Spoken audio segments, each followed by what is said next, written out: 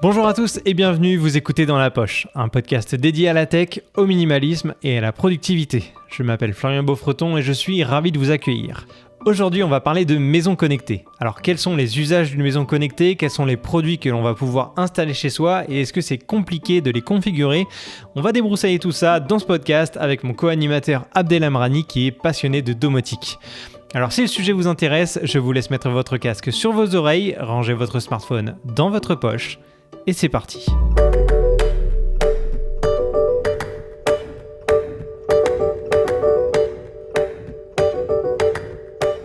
Salut Abdel, comment ça va? Ça va très bien. Et toi, Florian? Ça va nickel. Aujourd'hui, un sujet qui va, je pense, vraiment t'intéresser. T'es le monsieur maison connectée.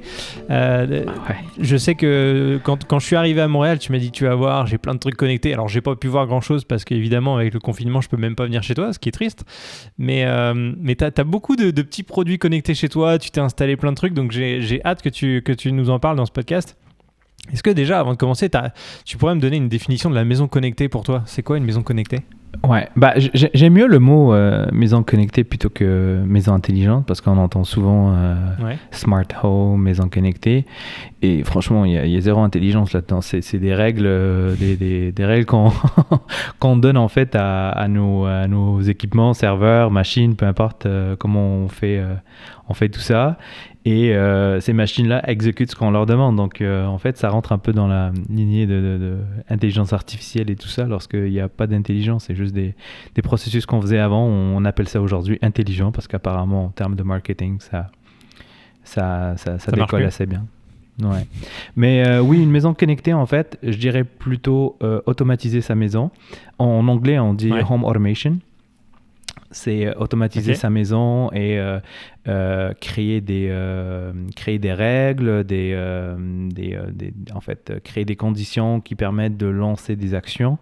Et c'est ça, en fait, l'automation, peu importe comment. L'automation, ouais. Et donc, quand tu dis automatiser sa maison, c'est-à-dire, donne-moi des exemples concrets. Qu'est-ce qu'on peut faire avec une maison connectée? Un truc très utile, par exemple, tu peux avoir les gicleurs que tu as à la maison, qui sont au plafond. Les quoi? Les gicleurs, tu sais, les espèces des sprinklers, ça s'appelle en anglais, qui permettent de sortir l'eau lorsqu'il y a... Ah oui. Les gicleurs, c'est comme ça qu'on dit. Je savais pas, je connaissais pas. J'ai essayé de franciser, c'est des sprinklers en anglais. Mais c'est marrant parce que je me rappelle pas forcément avoir vu ce genre de truc en France. Mais je suis sûr que si tu lèves la tête au plafond, t'en as... Non, mais j'en ai un juste en face, là, je regarde, mais j'en ai un. Mais je savais pas que ça s'appelait un gicleur, mais ok. Ouais. Maintenant que j'y pense, le mot est assez drôle. Ouais.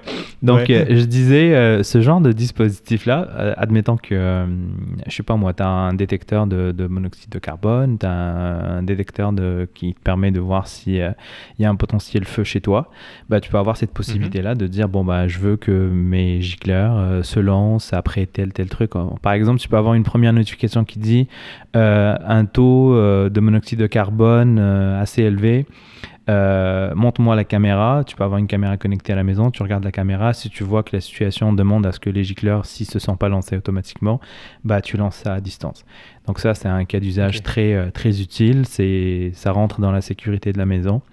Il y a d'autres cas d'usage qui sont aussi reliés à la sécurité. Souvent, les plus importants, c'est la sécurité. Moi, je mets toujours les cas d'utilisation de sécurité en premier, avant d'arriver à ceux qui vont plus aller dans le confort à la maison, régler la température, apprendre ses habitudes de vie. Je pars le matin à 7h30, donc il n'y a plus personne à la maison.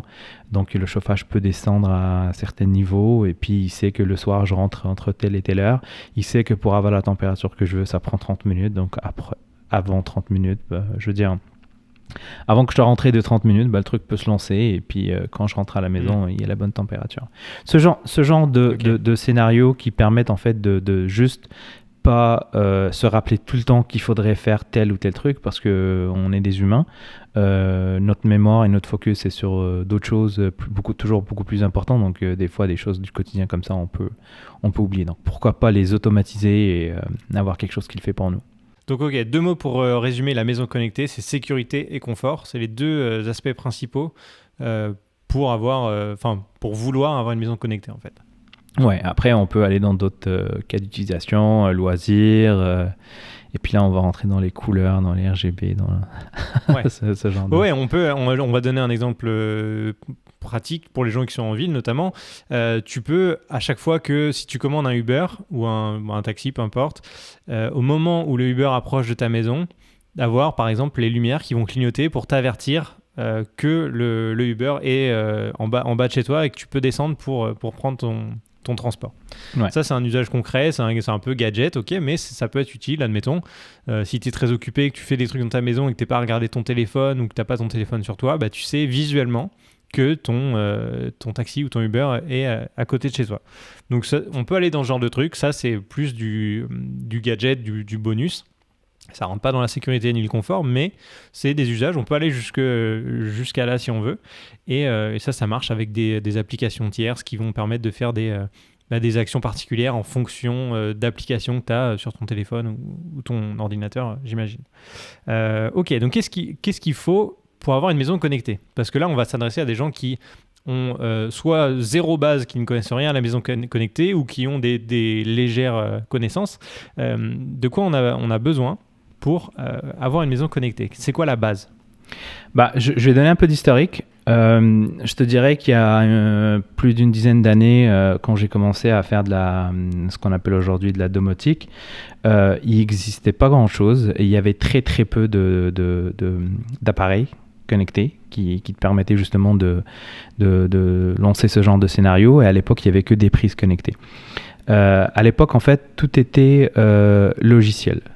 Bah, quand je dis logiciel, c'était des projets open source. J'en ai d'ailleurs contribué à 2 projets open source qui aujourd'hui sont les 2 plus importants. Le premier, c'était Home Assistant. Quand c'est sorti, ça a moins de 10 ans, Home Assistant. Puis il y avait HomeBridge, qui est en fait l'ancêtre de HomeKit aujourd'hui chez Apple. Donc ça, c'est le tout premier projet sur lequel j'avais contribué. Et à l'époque, c'était justement faire ce que fait aujourd'hui HomeKit. C'est avoir des équipements qui peuvent communiquer avec leur API, avec justement les appareils Apple et être capable, à partir de ta montre, demander à Siri d'ouvrir, fermer une lumière. Donc je peux te dire qu'il y a 10 ans, ça c'était très révolutionnaire. C'était waouh. Aujourd'hui, c'est juste... ça fait juste partie des trucs de base qui sont faits. Plus les gens commençaient à s'y intéresser, à contribuer à ce genre de projet-là, on a commencé à voir ces logiciels-là s'intégrer dans du hardware, dans des équipements. Donc, on va dire l'ancêtre de ce qui était Alexa il y a quelques années, même si le projet Alexa, ça a commencé vraiment il y a très très longtemps, ou Google Home, Google Nest, peu importe comment on l'appelle. Donc aujourd'hui, on a ces assistants vocaux, c'est comme ça qu'on en termes de marketing, c'est comme ça qu'on les appelle, mais à l'intérieur, tu as une couche logicielle qui, elle, communique, justement, qui roule sur un serveur et qui communique justement avec tous les équipements qui sont, comment on dit ça, compatibles en fait, en termes d'API, avec plusieurs équipements. Je ne sais pas si tu te rappelles, il y a quelques années, il n'y avait aucun produit, il y avait très peu, on va dire, très peu de produits qui communiquaient avec HomeKit. Il n'y en avait pas beaucoup, parce que justement Apple fermait leur écosystème, puis il n'y avait pas d'API de créer qui permettait de communiquer avec ces équipements-là. Donc je te dirais aujourd'hui, je pense sans hésitation, les 2 principaux et qui sont plus grand public, c'est Alexa sur les devices Echo Show, puis il y a toute une gamme de ces produits-là. Okay. Et aussi de l'autre côté, tu as Google avec leur Google Nest. Aussi, tu as plusieurs équipements. Tu as le mini, je ne me rappelle même plus des noms. Tu as le mini, tu as lui qui est un peu plus grand. Et on voit maintenant de plus en plus, ils contiennent du software qui roule justement ce genre de scénario, mais qui ont aussi des... comment on va dire? On va dire que c'est des hubs pour des protocoles, différents types de protocoles, du Wi-Fi, du Bluetooth, du Zigbee, du Z-Wave, tous ces noms un peu barbares.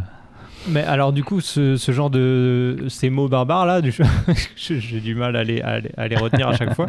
Ça correspond à quoi en fait? Parce que quand je te dis, c'est quoi la base de la maison connectée? Moi j'entends par là, est-ce qu'il faut un boîtier particulier que tu achètes et que tu relis à ta box internet en filaire? Est-ce que tu relis quelque chose est-ce que tu connectes quelque chose en Wi-Fi pour ensuite connecter toute ta maison.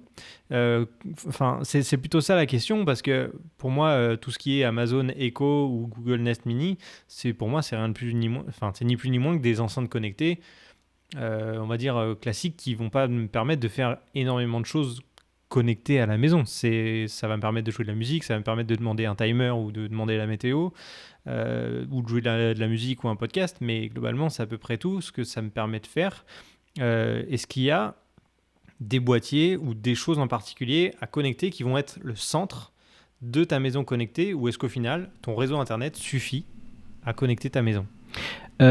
Ouais, en fait, il n'y a pas de différence, que ce soit connecté filaire ou sans fil. En fait, c'est juste après, tu arrives dans des cas d'utilisation où si tu as un très gros bandwidth, bah, c'est mieux si tu es connecté en filaire.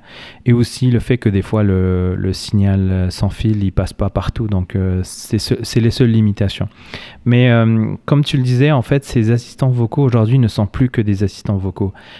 Si je prends par exemple un modèle qui existe pour les Echo, tu peux avoir un hub Zigbee, genre ce que fait exactement le hub de Philips, qui te permet justement de communiquer.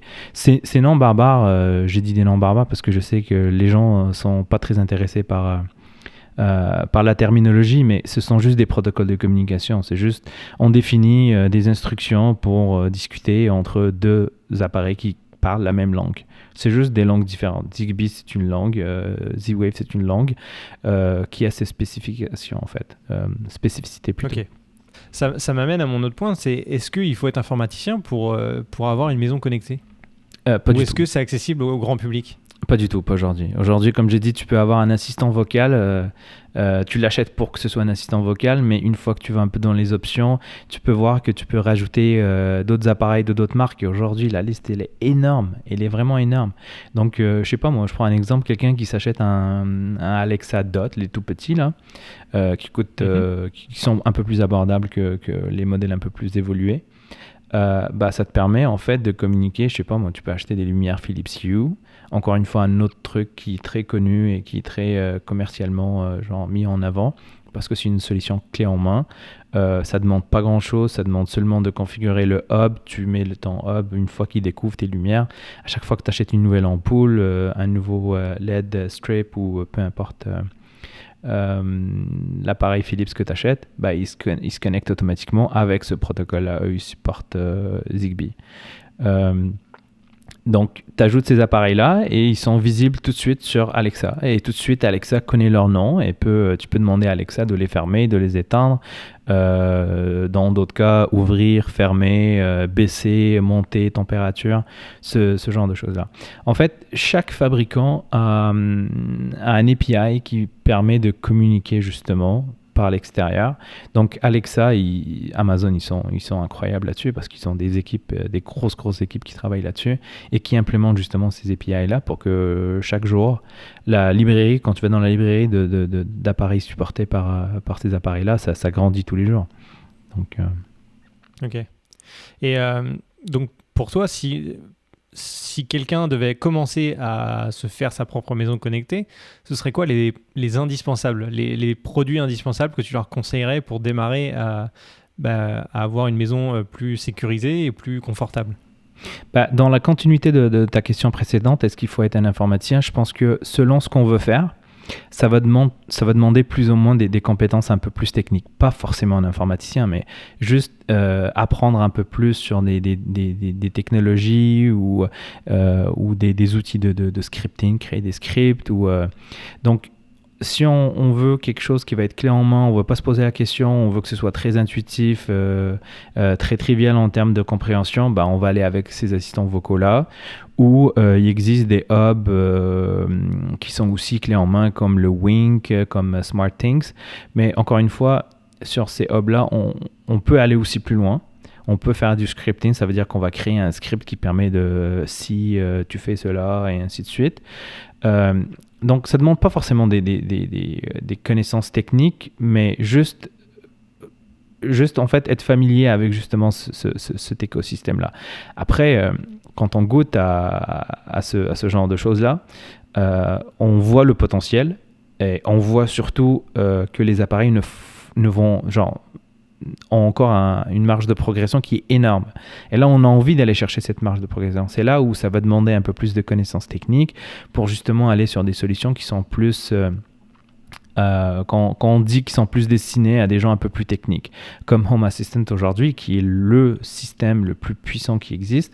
Et ça, c'est juste un software, c'est un open source software que tu peux rouler sur ta machine Mac, Windows. La majorité des gens le roulent sur un Raspberry Pi, mais tu peux le rouler sur un serveur. Maintenant, depuis quelques temps, ils en sortent une version Blue, ça s'appelle Blue, que tu peux acheter justement le petit appareil, aussi une solution clé en main.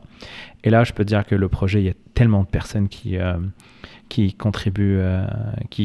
Moi, je me rappelle, il y avait 6 personnes qui contribuaient quand j'avais commencé à donner un coup de main là-dessus. Aujourd'hui, je pense que j'ai même pas le nombre de personnes qui font ça. Donc, moi, au départ, ce que je faisais, c'est que j'avais mon tout petit truc à côté que je commençais petit à petit à faire grandir jusqu'à ce que je découvre Homebridge. Et puis là, il y avait une dizaine de personnes qui travaillaient là-dessus. Donc, je me suis dit, au lieu de continuer dans mon coin, je vais contribuer à un projet, puis ça va être utile pour tout le monde. Et j'ai aussi la force de frappe. Il y a 10 personnes à côté qui vont le faire. Donc, on a commencé à développer là-dessus et tout ça. Mais maintenant, c'est utilisé par énormément de gens. C'est beaucoup plus puissant.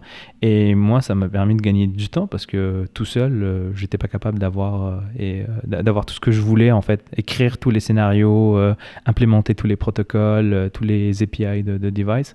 Maintenant, tu as une communauté mais énorme qui fait ça. Et je pense qu'avec le temps, les gens vont devenir de plus en plus familiers avec ce genre de choses-là. Et ils vont vouloir aller aussi plus loin. Donc, même au niveau scripting, ça se simplifie aujourd'hui. Aujourd'hui, tu as des blocs du what you see is what you get. Donc, tu prends des blocs et tu fais du drag and drop au lieu d'écrire vraiment des phrases ou écrire des formules. Donc, ils savent très bien que s'ils veulent cibler un plus grand nombre de personnes, il faut aller de ce côté-là. Et SmartThings le fait très bien. SmartThings qui, en fait, a été racheté par Samsung. C'est Samsung, non? Ouais. Il y a quelques années déjà. Et ils ont un hub qui est super, franchement, super puissant et tout. Moi, c'est pas ce que j'utilise. J'ai déjà utilisé dans le passé, mais je l'utilise plus maintenant. Ouais. C'est vrai que je me rappelle quand on avait le droit d'aller au CES encore à Las Vegas, on voyait sur les stands notamment de Samsung ou de LG des exemples de maisons totalement connectées et c'était cool parce que tu avais les petits scénarios où tu étais à la porte d'entrée, tu avais la sonnette connectée avec la petite caméra, tu pouvais voir sur la télé à l'intérieur de la maison qui était devant ta porte d'entrée, tu pouvais l'ouvrir directement comme ça. Ensuite, tu avais ta cuisine connectée avec ton frigo, ton écran, etc. Tu pouvais voir ce qu'il y avait à l'intérieur, tu pouvais voir la température du frigo, tu pouvais faire plein de choses en fait. Les possibilités sont infinies. Ouais, les caméras de surveillance à l'intérieur, les détecteurs de fumée, de ce que tu veux en fait, de fuite d'eau. Ça, c'est vraiment, vraiment cool. Donc, il y a certaines marques qui centralisent tout avec un seul produit, donc le Smart Hub, comme tu disais, c'est ça? Ouais. Et donc au final, ça c'est assez intéressant pour le grand public parce que je pense que tu as moins à te prendre la tête. C'est comme si tu achetais, par exemple, je sais pas moi, une télé Samsung, que tu avais un téléphone Samsung, que tu avais un ordinateur Samsung ou une tablette Samsung, et un truc comme ça. Tu as tout d'une même marque et ça devient plus simple en fait. C'est unifié, tout fonctionne bien ensemble, ou alors Apple, ou ce genre de truc. C'est beaucoup plus pratique. Donc, pour les gens qui n'y connaissent rien, est-ce que tu leur conseilles de partir sur ce genre de produit où une marque fait quasiment tout de façon assez simple, ou est-ce que ça change rien et tu peux prendre des produits à droite à gauche et ils fonctionnent bien quand même ensemble? Il y a très peu de marques qui font complètement tout, on va dire, de bout en bout. Là. Genre, encore une fois, on peut faire l'exercice de prendre une personne qui n'a pas envie de passer trop de temps ou qui n'a pas envie de se casser la tête avec des trucs techniques. On peut faire un exercice de se dire qu'est-ce que ça prendrait. Exemple. Non, prends mon exemple. Là, je viens d'arriver à Montréal, ma maison n'est absolument pas connectée. J'ai même plus de Philips Hue, j'ai plus rien. La seule chose que j'ai depuis pas très longtemps, c'est une Google Nest Mini qui me sert à mettre le timer pour les pâtes, autant dire que c'est simplifié, pour la météo de temps en temps et pour mettre un peu de musique le week-end. Donc, par quoi je pourrais commencer? Donc, on va prendre deux scénarios. On va prendre des trucs qui sont clés en main. On va essayer de donner des exemples de produits et avec des cas d'utilisation et aussi donner une idée à peu près du budget que ça prendrait. Donc, tu ne serais pas surpris si je te dis que ces solutions clés en main vont coûter un peu plus cher parce que justement, ces compagnies-là te font payer justement le travail d'intégration qu'ils ont fait avec ces équipements-là. Donc, bien sûr. tu vas commencer probablement avec un assistant vocal, donc après c'est toi qui choisis ce que tu veux selon ta préférence. Moi, ma préférence a déjà été faite il y a très longtemps, c'est les appareils qui utilisent Alexa, parce que l'API est très ouvert et que moi ça me permet de faire plus de choses. Mais pour ce premier exercice-là, les gens ne sont pas forcément intéressés par la partie bidouillage de cette partie-là. Donc, Alexa, donc j'imagine, je vais respecter quand même mes convictions, puis je vais commencer par la sécurité. Donc comme j'ai dit, si tu veux justement prévenir des problèmes reliés ou monoxyde de toxication, en fait, un monoxyde de carbone, donc je prendrais un détecteur de monoxyde de carbone. Nest en font un, il est quand même assez cher. 100 et quelques dollars, 100 et quelques euros, je pense.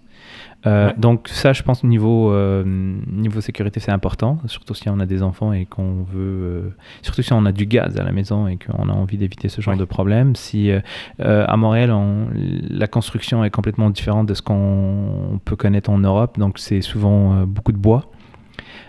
Donc ici c'est obligatoire, ça fait pas longtemps. En France, je pense que les détecteurs de fumée sont devenus obligatoires, je pense que ça fait moins de 10 ans. Là. Ici ça a toujours été le cas. Il y a une réglementation, il faut changer la batterie avec les changements d'heure 2 fois par année, ainsi de suite. Il y a des contrôles qui se font. Donc je prendrais quelque chose qui va me permettre justement un détecteur de fumée, détecteur de monoxyde de carbone. Ça serait intéressant, ça s'intègre automatiquement, c'est du plug and play, tu le branches, tu mets ta batterie, il va être détecté par Alexa et puis tout de suite tu vas le voir et tu vas avoir un écran qui te donne le niveau de monoxyde et tu peux régler des notifications et tu reçois la notification automatiquement sur ton téléphone. Le même Alexa peut être connecté sur plusieurs téléphones, donc en famille, tu peux soit ajouter des comptes famille ou soit le même compte peut être sur plusieurs téléphones et tout le monde va recevoir les mêmes notifications. En termes de, comme j'ai dit tout à l'heure, l'exemple des gicleurs, donc on peut avoir par exemple une caméra connectée qui permettrait par exemple un coin particulier à la maison qu'on veut surveiller pour X, Y raison, on ne rentrera pas dans les détails. Donc encore une fois, la caméra peut nous envoyer une notification lorsqu'il y a un mouvement détecté, lorsqu'il y a une différence entre personne ou un animal ou juste une ombre, parce que ça a toujours été le problème des caméras connectées, ça te notifie pour tout et n'importe quoi. Après, la sensibilité peut être changée.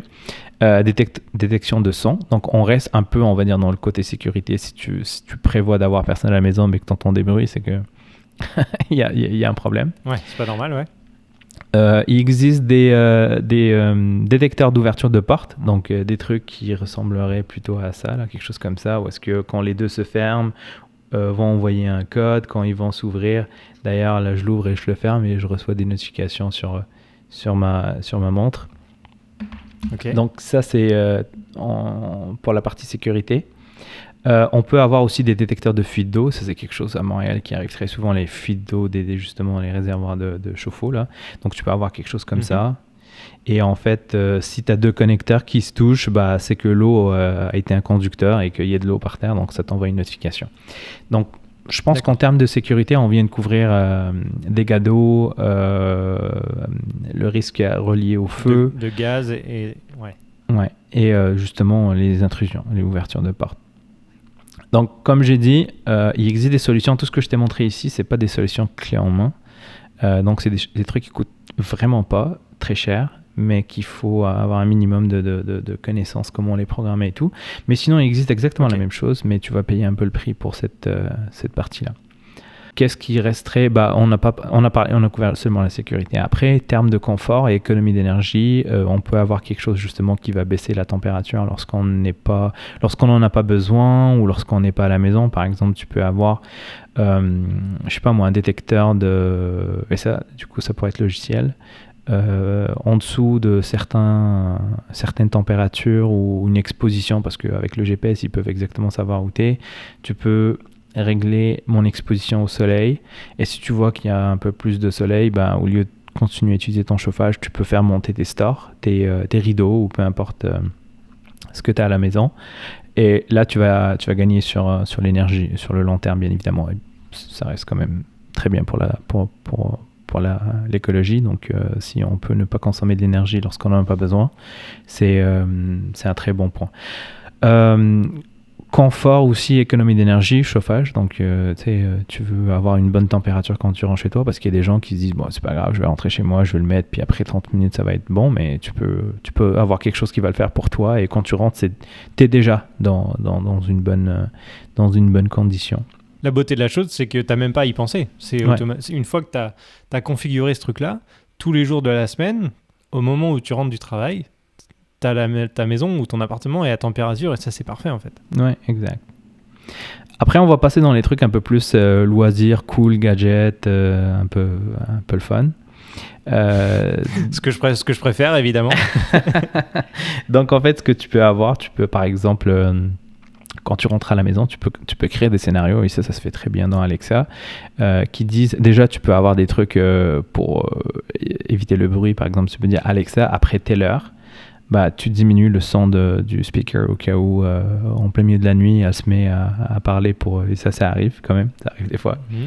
Donc tu peux demander, après 10 heures, tu te mets de 6 sur 10, 3 sur 10 ou quelque chose comme ça.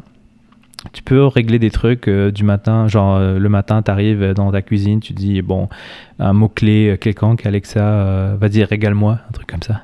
Et puis elle va te lancer le journal, la météo, le trafic, elle peut te donner ce genre de trucs. Ça reste quand même très utile le matin, pendant que tu prends ton café. Tu as un peu les news, tu sais c'est quoi la météo, tu as une idée comment tu vas t'habiller. Et puis, mais comme je dis, on est encore dans le gadget. Je veux pas que des gens me disent que, que c'est. Moi, je le fais pas personnellement. J'ai déjà pour le côté cool et le côté un peu showman là, quand tu veux montrer aux gens, quand les gens viennent te voir, puis tu veux leur montrer. Ouais, pour impressionner les potes. C'est ça. C'est ce genre de truc que tu fais. Et après, tu peux passer aux lumières. Donc les lumières, ça dépend comment on les utilise, mais moi, tu vois, j'aime bien l'idée d'avoir des lumières connectées, pas forcément des ampoules connectées, mais ça peut être des interrupteurs connectés, ça peut être des prises connectées. Des fois, tu vois, par exemple, au travail, j'ai une machine, j'aime bien des fois l'allumer lorsqu'elle s'éteint physiquement. Donc, j'ai une prise connectée à distance, je peux fermer, réouvrir le truc, et puis la machine va repartir. Donc, il y a des usages quand même très, très intéressants. Les lumières à la maison aussi, le fait que tu puisses dimmer, graduellement baisser la luminosité, ça existe, mais là, tu peux le faire avec ton téléphone sans bouger.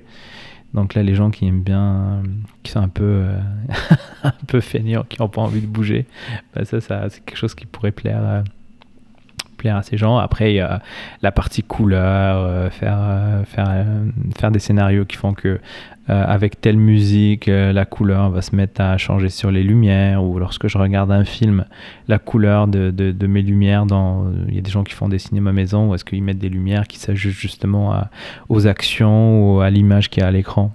Ok, ouais, donc il y a pas mal de trucs à imaginer avec les lumières, c'est assez cool. Mais en fait, quand on y pense, en fait, chacun va déterminer c'est quoi son besoin, pourquoi je voudrais avoir quelque chose d'automatisé, à quoi ça va me servir, et puis après, les gens peuvent écrire ces scénarios. Tu peux utiliser un papier, tu écris ton scénario, tu dis c'est ça que je veux, comment je peux le réaliser. Et là, tu peux aller acheter les appareils que tu as besoin. Par exemple, j'ai envie d'être notifié lorsqu'il y a tel ou tel truc. Tu peux avoir une lumière qui s'allume seulement lorsque tel événement arrive, ou tu peux avoir l'assistant vocal qui te le dit, genre qui te l'annonce. Ou alors quand ta compagne t'envoie un SMS, t'as la lumière qui clignote à côté de ton bureau parce que je sais pas, c'est important, ou ce genre de truc. Ouais. Tu peux imaginer ce que tu veux en fait.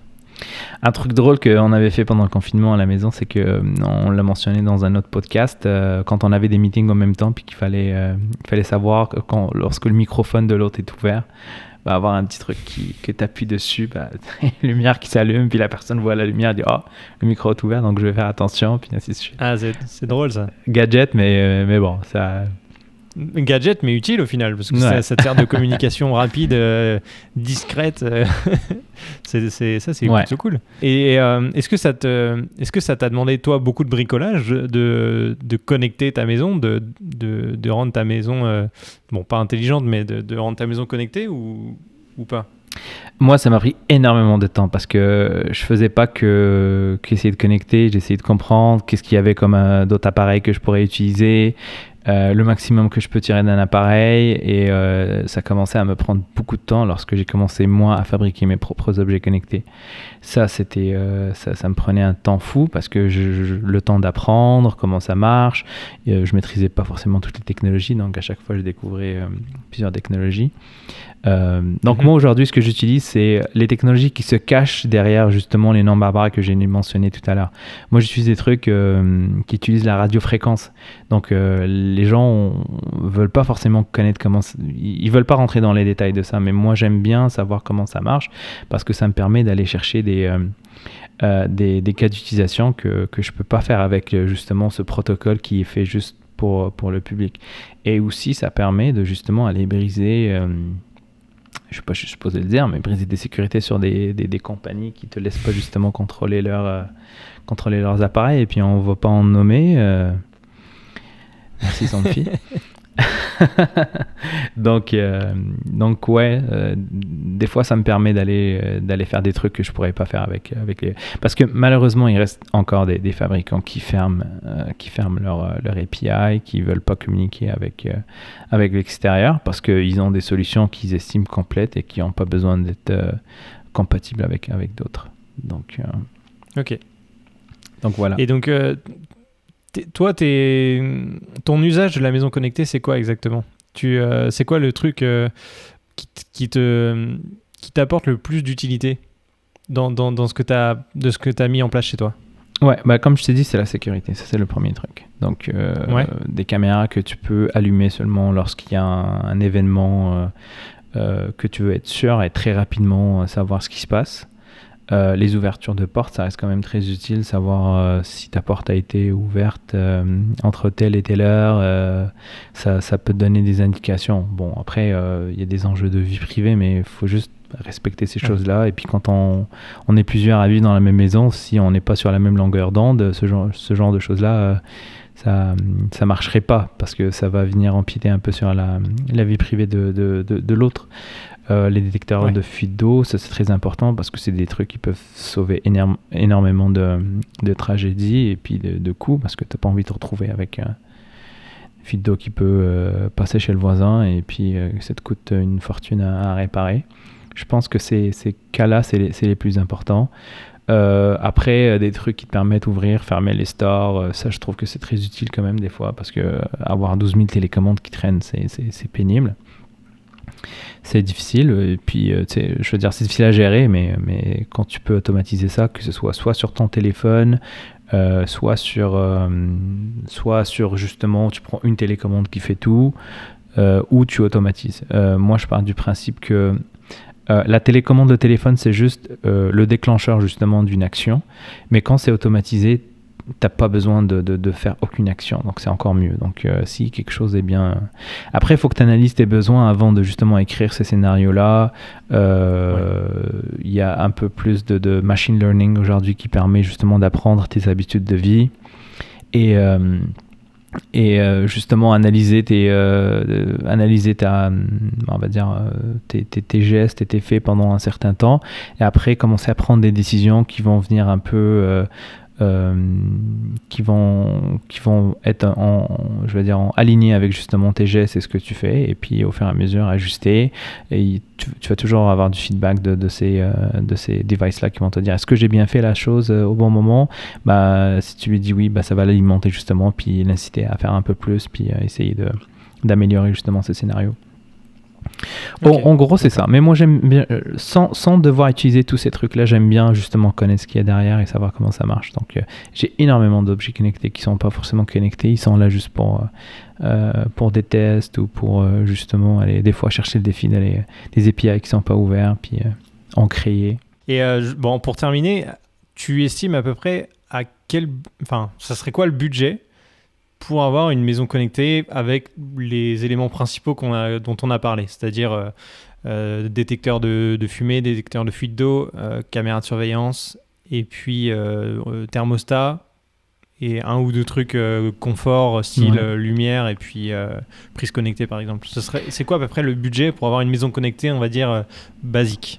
Bah, il y a de tout en fait. T'as des compagnies qui pratiquent des prix qui sont quand même assez élevés parce qu'ils estiment que bon, ça a coûté en termes de R&D et je veux dire recherche et développement. Donc t'as des compagnies comme Nest, tu sais très bien que ça va être dans les prix les plus chers. Par exemple, les thermostats connectés Nest, c'est ceux qui coûtent le plus cher.